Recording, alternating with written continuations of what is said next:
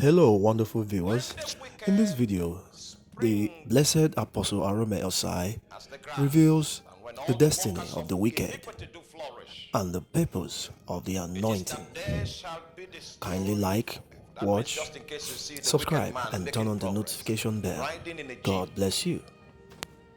It is the intent of God for him to be perpetually snared. That's why it seems his wickedness is working.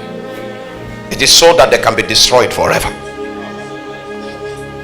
But thou, Lord, art most high forevermore. For lo, thine enemies, O Lord, for lo, thine enemies shall perish. All the workers of iniquity shall be scattered.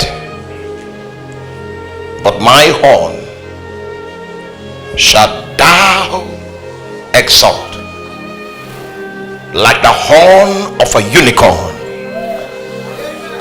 I shall be anointed with fresh oil.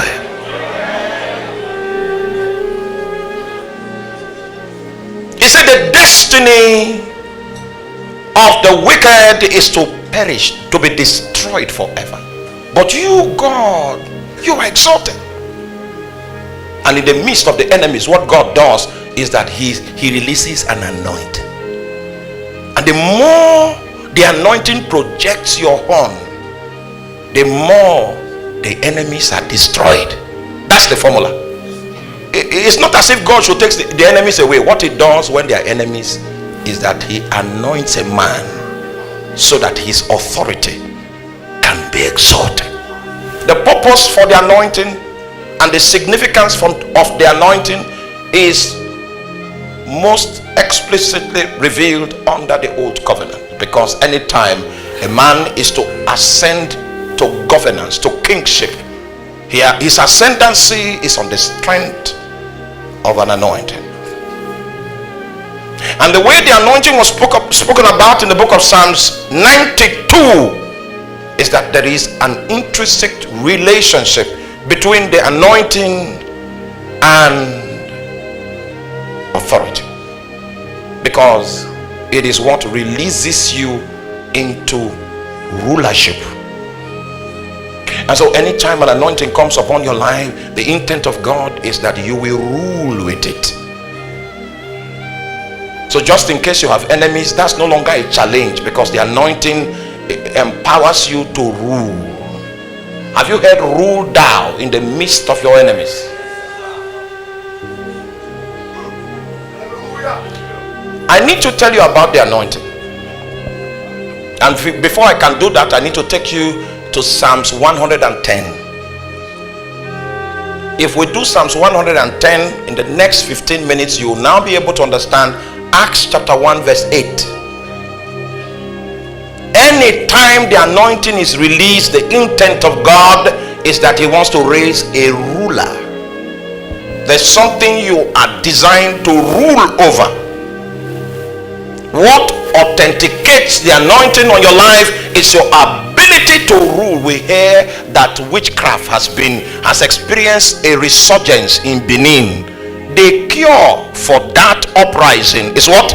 An anointing. Yes. Witches have been mobilized. The ancient portals of witchcraft have been reinstated.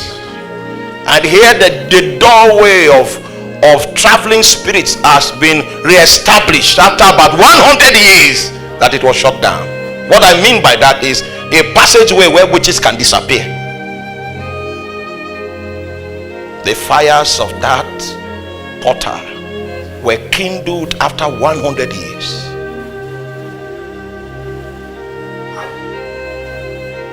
What God does in such circumstances is that he anoints a man, and the anointing that comes upon your life, what he does is that it increases your authority.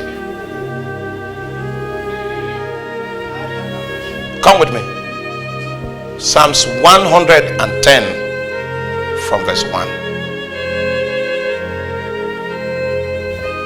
He said, the Lord said unto my Lord, sit thou at my right hand until I make thine enemies thy footstool.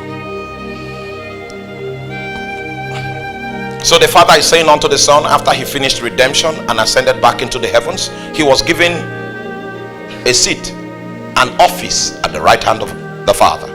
Now, right hand is kingdom language, which means the place of administration. Come and occupy the place of administration, and it will be my business to bring your enemies and to make them surrender to you.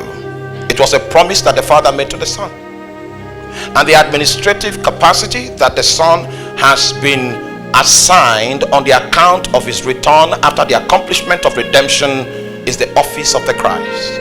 I've taught that before. I know you know that.